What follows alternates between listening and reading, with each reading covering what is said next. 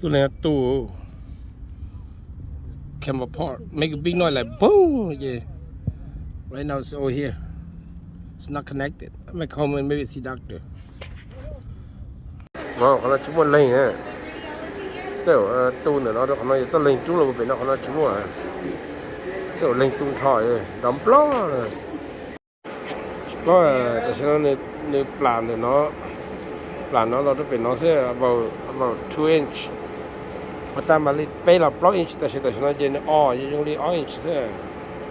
From here to here, no wing. They're stuck over here. Look, over here, swollen. Đây bên nó, cái linh nó chỉ muốn đá. Mỗi khi temporary ta kiến gì từ doctor qua linh chứ cũng mất chùa nó. Giờ tu là nhưng mà chùa nó.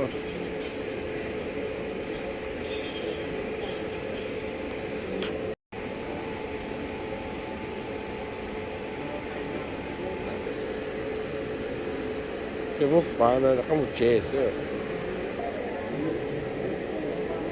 Có số một tàu chuột nó bút bả đã đi như là có một chế sữa. Ta kia mình chỉ từ doctor qua linh chứ chả. Không có khử đạt tiêu khử đi mất tệ sữa chả dùng tàu này. Cả tờ tu linh nó chỉ dùng gì nữa? Take the whole month to get appointment for orthopedic. Chỉ dùng gì lo đấy nè. Go X-ray, go MRI, appointment schedule very busy. Man, sao mót xưa mót chỉ nhiều ở xưa này phương gì nè. Giờ bàn giờ có lo chê.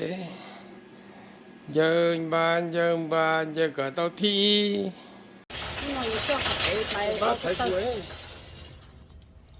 Thấy rồi cho cha đi à. Không gì đâu chứ hả? Nó nói phải ô cái tơ nữa hả? Ra lẩu chế có cho một thôi. Mua cái tơ vậy cho phải ô cái tơ.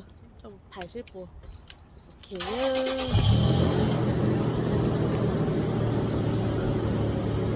Lẩu chế cho phải.